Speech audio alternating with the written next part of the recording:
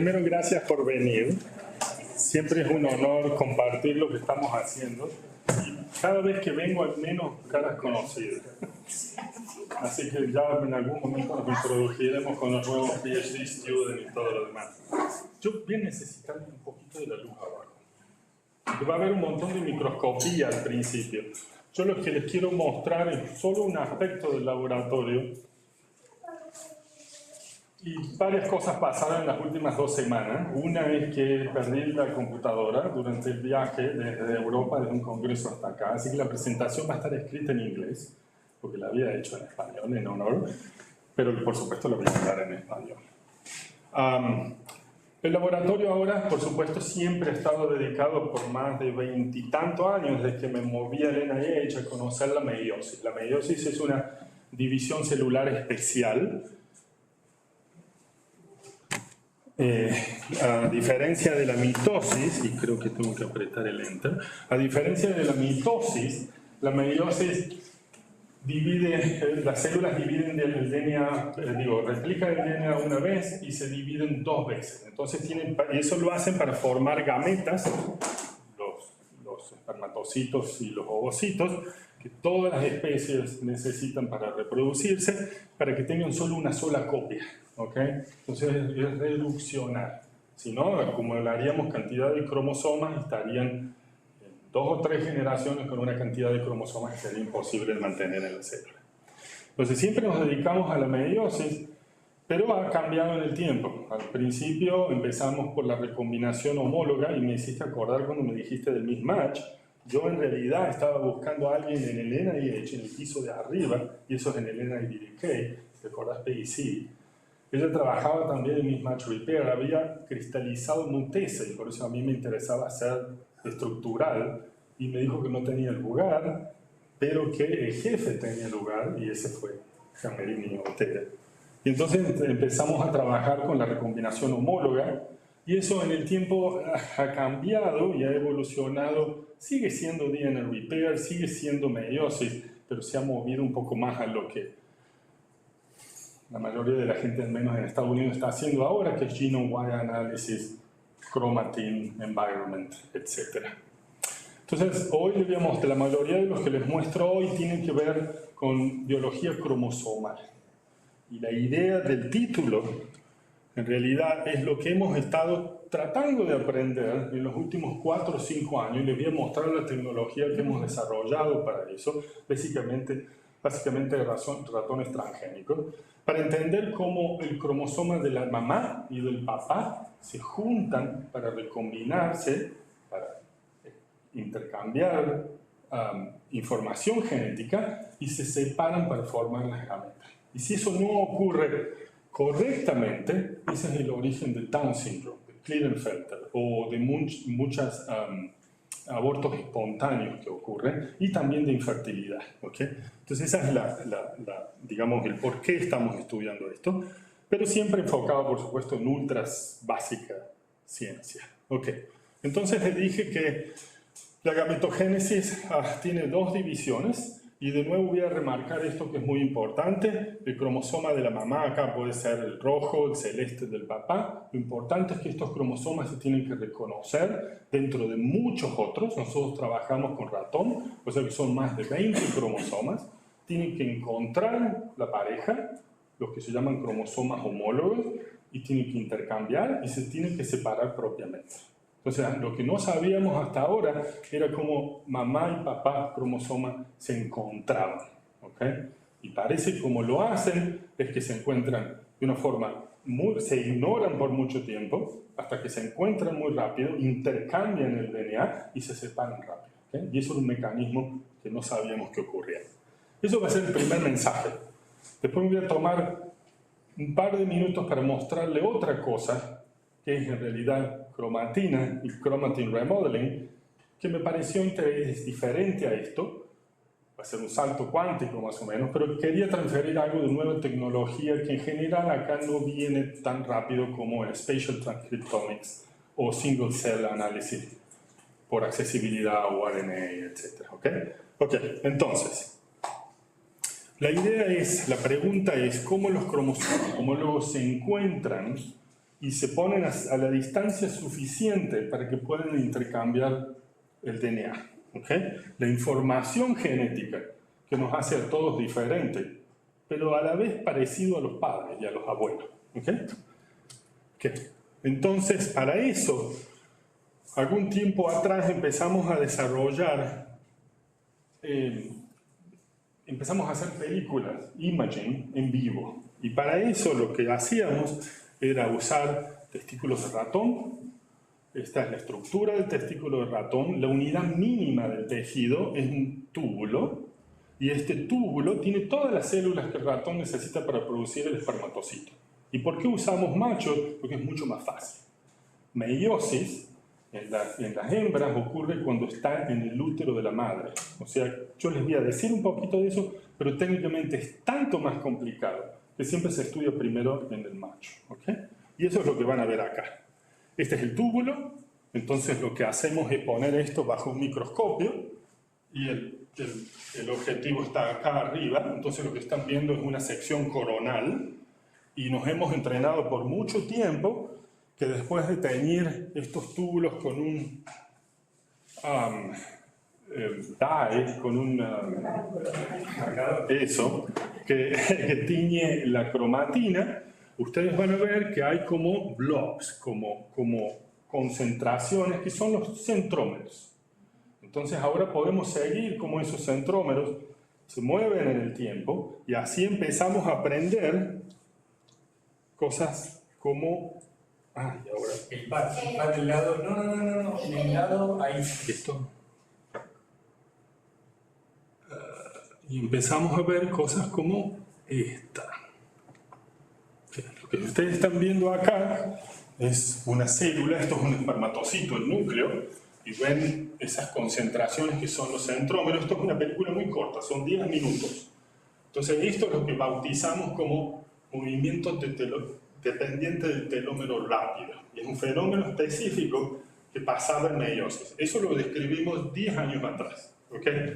Y junto con eso es un fenómeno muy nuevo, lo que vimos es que si ahora tomamos uno de estos núcleos y lo analizamos,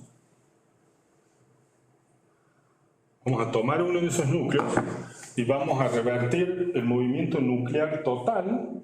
Nos dimos cuenta que había dos tipos de movimiento. El total, que lo acabamos de borrar acá, y uno parcial, en los que los centrómeros se movían en ciertas zonas. Y esos movimientos correspondían a lo que llamamos tracks, como si fuese una vía del tren, que correspondía a microtúbulos que estaban asociados al núcleo. Entonces, lo que veíamos era, lo que ustedes ven acá, es un núcleo en donde el movimiento es rápido, eso se ve en un subestado que se llama cigoten. Lo que ven acá representados son los cromosomas, un par, por supuesto, solamente. Ven la membrana nuclear y ven los microtúbulos.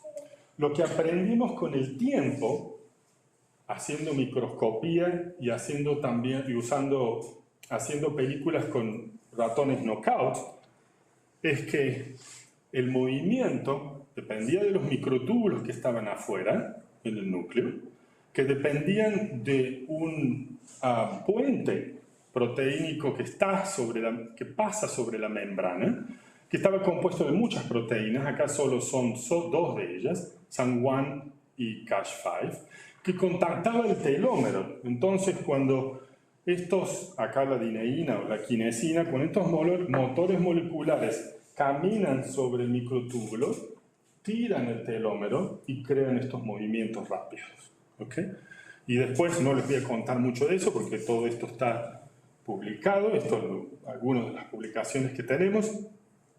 También lo probamos en yeast, creo que es esta de acá abajo, en donde describimos estos dos componentes nuevos y que la miosina era el motor molecular que caminando en actina mueve los telómeros. ¿Okay? Entonces estos movimientos son universales y son muy importantes porque si no están, acá está representado, hay varias cosas que van mal. Cuando el cromosoma del papá y la mamá se juntan, están separados, puede ser que atrapen a alguien en el medio.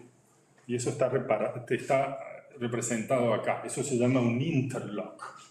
Estos movimientos rompen el interlock de una forma bastante violenta, evitando entonces que estos interlocks eviten el juntado de los cromosomas de la mamá y del papá propiamente. La otra ventaja de estos movimientos rápidos es que los homólogos se pueden encontrar mucho más fácil en un núcleo que es muy denso y muy grande, ¿no es cierto? Es como si esta lapicera o marcador tendría que encontrar el hermano o el homólogo en una pieza tan grande como esta, pero la densidad es casi como arena movediza, ¿no es cierto? Entonces, para encontrar el homólogo, no solo tiene que haber homología, tiene que haber probabilidad de contacto o colisión. Y eso es muy probablemente lo que está haciendo. ¿Okay? Bueno, hasta ahora les dije un mecanismo que en realidad no tiene nada que ver de cómo el cromosoma del papá y la mamá se unen. Pero estos movimientos son la base de cómo se unen. Para saber cómo los cromosomas homólogos, recuerden eso, homólogo quiere decir uno del papá y uno de la mamá, que tienen una misma secuencia, se tienen que juntar para intercambiar DNA. Para estudiar eso no lo podíamos hacer de esta forma, porque estábamos viendo centrómeros, y probablemente había 2 o 3 centrómeros juntos. Entonces, para desarrollar eso, lo que hicimos fue crear 2 ratones transgénicos. Ratones transgénicos son aquellos que tienen una secuencia externa alienígena. Y en este caso son 2 secuencias. Una, y este es el primer ratón que creamos, fue un ratón que va a llevar, si ustedes se acuerdan del Nobel Prize de cuándo fue, un premio Nobel del 30 creo, con el LAC represor y el operador. Si se acuerdan, eso pasa en bacteria. El represor o el inhibidor se puede unir a la secuencia de LACO tan fuerte que lo usamos para marcar locus adentro de un cromosoma. Entonces, lo primero que tuvimos que hacer fue tomar la secuencia que se usaba mucho en levadura, la secuencia del inhibidor, lo fusionamos con un GFP. Para los que no saben, GFP es una proteína que puede florecer por sí misma, entonces lo podemos ver. Y le pusimos un promotor que era específico para la meiosis. Esto nos llevó 4 años. ¿Por qué? Porque empezamos poniéndole un promotor que era ubícuo. Se expresaba en todos lados. Y al ratón no le gustaba. Entonces el ratón metiló la secuencia y no se expresaba. Tuvimos que hacer 32 mutaciones puntuales. Y volvimos a crear otro ratón. Y ahora era letal. No pasaba de ser embrión. Después nos dimos cuenta con el tiempo, y eso lo publicó alguien en el NIH, que cuando el LAC-O, el LAC-R, se une al O, se une tan fuerte que cuando el DNA se transcribe, crea un double strand break permanente. Y eso es letal. Cuando nos dimos cuenta que eso pasaba, y ya fueron 3 años, le pusimos un promotor que era específico para meiosis. Entonces ahora, finalmente, esto es un Western blot, veíamos que podíamos expresar el LAC-O, el LAC-I por A. La otra parte, creamos otro ratón que tenía las secuencias LAC-O. Estas son secuencias de DNA, esto fue mucho más fácil. Empezamos con 5, una vez que uno inyecta pseudo-pregnant mothers, uno tiene lo que se llaman los fundadores, y tuvimos 5 fundadores primarios. Solo 2 sobrevivieron, porque los insertos eran muy cerca del centrómero y no les gusta, no se separan bien los cromosomas. Pero ahora, como muestra acá, tenemos uno en el cromosoma 8, la verdad que no veo muy bien, en el cromosoma 9 y en el cromosoma 8. ¿Okay? Esto en realidad es FISH, en Mouse Embryonic Fibroblast, para mostrar simplemente que es el cromosoma 8 y el 9. Entonces, ahora vamos al ratón, sacamos los testículos, hacemos una spread y confirmamos que en el cromosoma 8, el GFP, que ahora es esto unido a esto, o sea, esto, que me muestra dónde está, marca el locus, está en el medio del cromosoma 8. En el cromosoma 9 está muy cerca del centrómero. pero no cerca suficiente como para que sigan reproduciéndose. Ok, ahora teníamos el material. ¿Qué podíamos hacer con ese material? Bueno, hacer películas. Lo que les voy a mostrar es una sección coronal, igual, un tumo seminífero de estos ratones que en realidad son la cruza del LACO y el LACAR con el GFP. O sea que si ahora los dos homólogos están marcados, un homocigota, van a haber dos spots, dos marcas, dos puntos. Y esos puntos, uno es el cromosoma del papá y el otro de la mamá. Y ahora en el tiempo puedo ver cómo se juntan. Y eso es lo que queríamos ver. Esto es complejo, porque es en vivo, y eso era la otra novedad. Estos túbulos, en realidad, viven por 72 horas, y ya les voy a mostrar por qué, porque usamos microfluídico. Entonces, es un tejido. Estas células bien grandes y marcadas son las Sertoli, son las que alimentan a los espermatocitos. En donde ustedes se van a tener que enfocar es, por ejemplo, en esta, o en esta, en donde se ven los dos spots, ¿no es cierto? Yo les quiero mostrar, en realidad, la complejidad, o Leandra les puede mostrar la complejidad de esto, porque fue una de las que hizo películas de este tipo, ¿cierto? Y entonces ahora lo que podemos ver, hay muchas células moviéndose juntas, pero acá hay una con dos que hacen esto, se separan, se juntan, se separan, se juntan en el tiempo. Y entonces lo que hacemos es usar un software que nos va a permitir, va a aparecer en un momento, que nos va a permitir ahora marcar esos dos puntos y ver cómo, por ejemplo, estas dos están muy separadas y van de muy cerca a muy separadas, hasta que en un momento se aparean y son como estas. Ya están juntas. ¿Okay? Entonces, en una película tengo todo el evento, todo el proceso de apareamiento. Lo que ustedes ven ahora es simplemente el track que siguieron los cromosomas, y eso nos sirve para calcular qué tan rápido estos cromosomas se asocian. Okay. Entonces ahora, esto simplemente para mostrarles lo que hacíamos conceptualmente. Si podíamos hacer estas películas que empezaron a ser solo de 2 horas, es porque usamos un microfluídico. Eso es una bomba que está controlada, es IBIDI, si ustedes conocen qué es eso, es una compañía alemana en realidad que produce esto. Es una computadora que controla el flujo que va de una bomba a la otra, son reservorios, pasan por un microslide donde ponemos los túbulos, y porque hay flujo, aprendimos qué medio teníamos que usar, eso nos llevó más de 6 meses. Y ahora, si vamos a un lugar, digamos esta noche, y vemos movimiento, podemos ir a la noche siguiente a otro lugar, porque si no hay fototoxicidad, y los cromosomas se siguen moviendo. O sea que estamos teníamos las condiciones para hacer películas suficientemente largas para ver un proceso de 12 o 24 horas que ocurre en el ratón. ¿Okay? Que no es lo mismo, porque esto ha sido hecho parcialmente en levadura, que ocurre solo en 8 horas. ¿Okay? Entonces esto era muy complicado de realizar, es un logro por sí mismo. ¿Qué podíamos seguir en estas películas? Bueno, los 2 cromosomas 9, porque teníamos cromosoma 9 marcado, los 2 8, o un control, en el que nunca se tienen que encontrar porque son diferentes. Eso de que no se tienen que encontrar es parcial. A veces se encuentran, pero la frecuencia es menor. ¿Okay? Muy probablemente lo que hacen, el 8 y el 9 se acercan, se miran, no se gustan y se van. ¿Okay?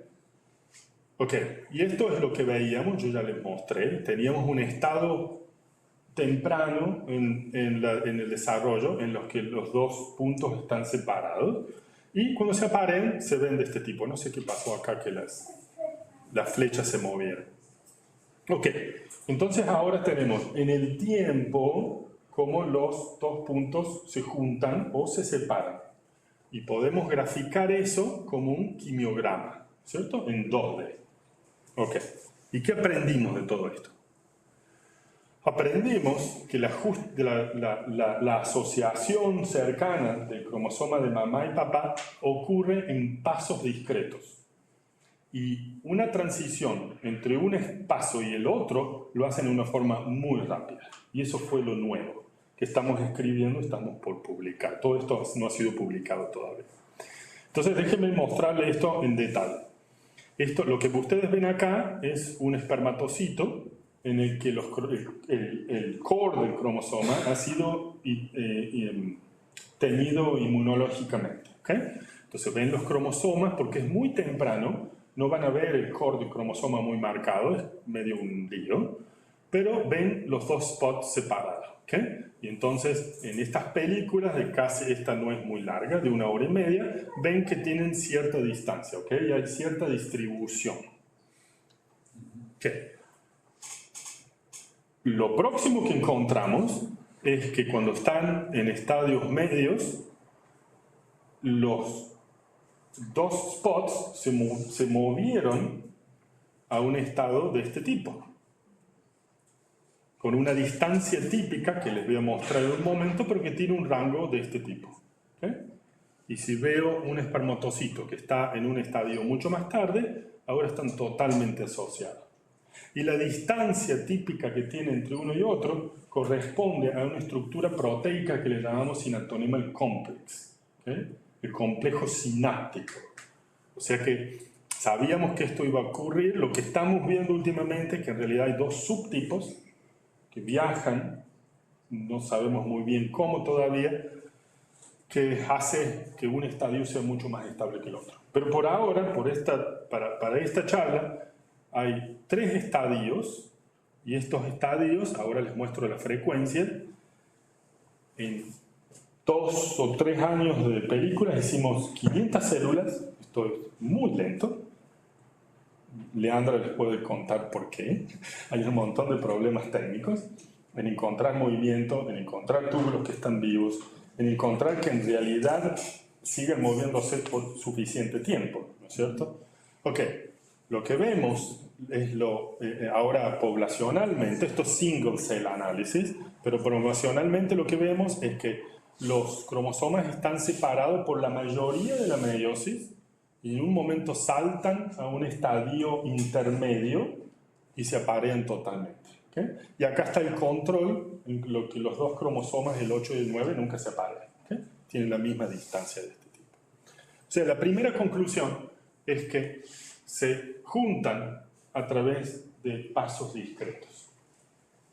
Pero no podíamos ver la transición, y muy probablemente eso pasaba, o pasa, porque entre un estadio, entre esto y esto, pasan casi 28 o 32 horas. Entonces las películas eran muy cortas. Pero ya nos decía que porque no lo capturaban, la transición era muy rápida.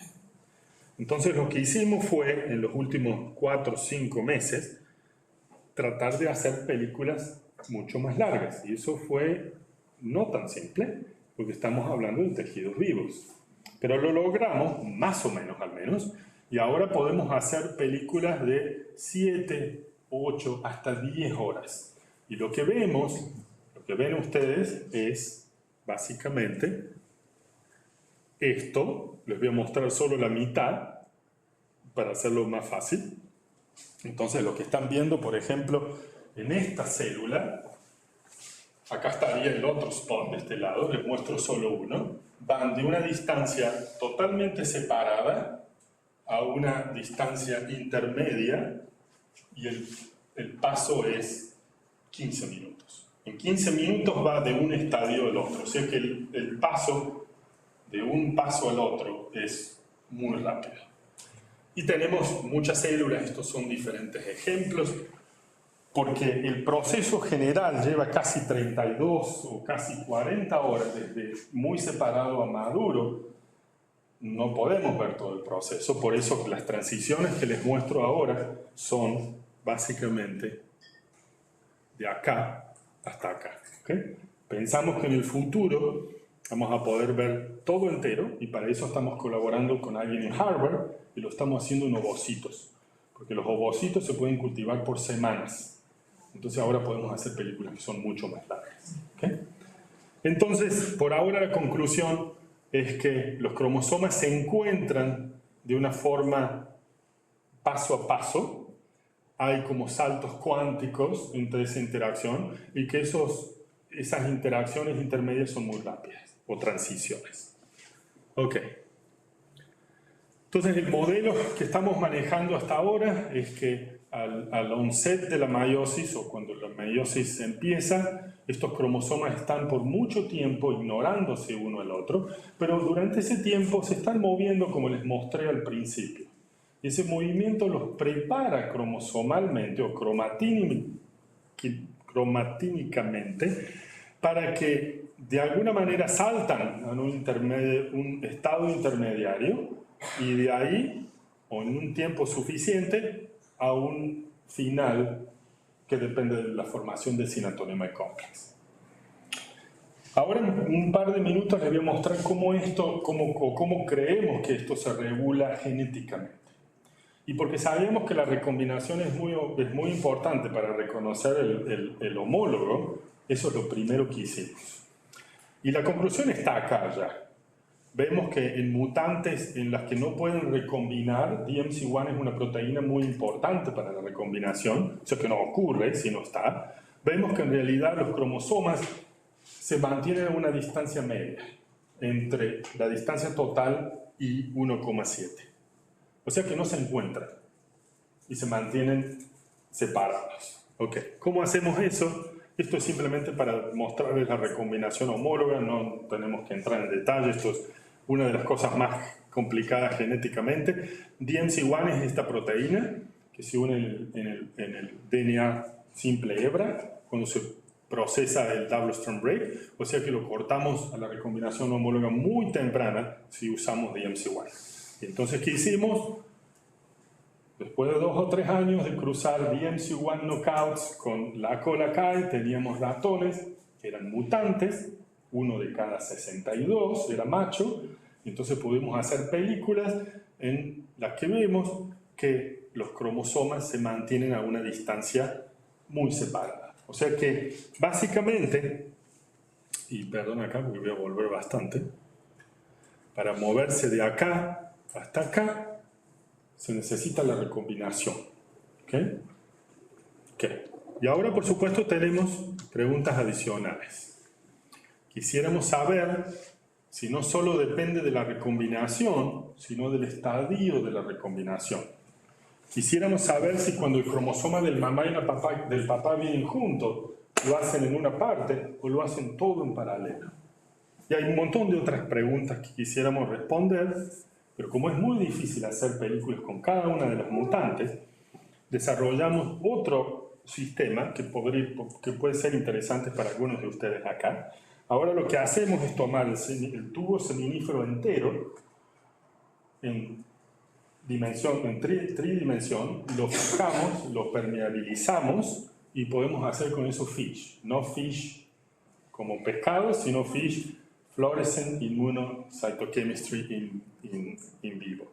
Y esto es lo que ven acá. Hay los puntos púrpura, rojo y verde. Son 3 probes que estamos usando. Básicamente lo que hacemos en 72 horas de hibridación es dejar que los probes entren. Ahora son fluorescentes. Después hacemos imágenes en 3D con un confocal y podemos reconstruir en un software el túbulo entero. ¿Okay? Y porque lo queremos hacer de una forma muy particular, lo que estamos haciendo es high throughput.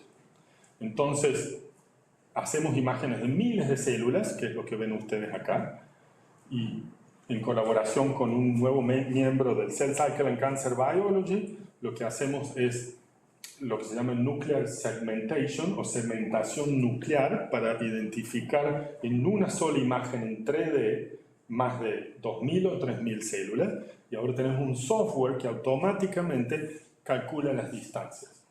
O sea que en un experimento podemos hacer 100.000 células. Y la ventaja de eso, bueno, es mucha. Una es que podemos ver intermedios, que cuando son muy escasos no se ven. Así que casi que no es lo mismo que una película, no es dinámico, pero podemos ver cosas intermedias en una película. ¿Okay? Y lo que esperamos ver con sondas distribuidas en este tipo es si los cromosomas se asocian en paralelo o se asocian en un lugar primero que otro. O si pasos de la recombinación que son posteriores a DMC1 afectan de una forma particular el establecimiento de las distancias típicas. Ok. Les voy a dar los agradecimientos ahora porque esto es muy importante, pero tengo un par de cosas más para decirles. Va a ser mucho más rápido. Por supuesto, agradezco todo lo que han hecho por mí cuando fui doctorado. Y como dijeron cuando introdujeron acá, hay muchas personas que en el intercambio requisieron muchísimo el laboratorio. Simplemente acá agradezco las que ahora son activas y que tienen que ver con este proyecto, pero como dijo Carlos, hay muchas personas que fueron y trabajaron en la recombinación homóloga y en otros proyectos del laboratorio.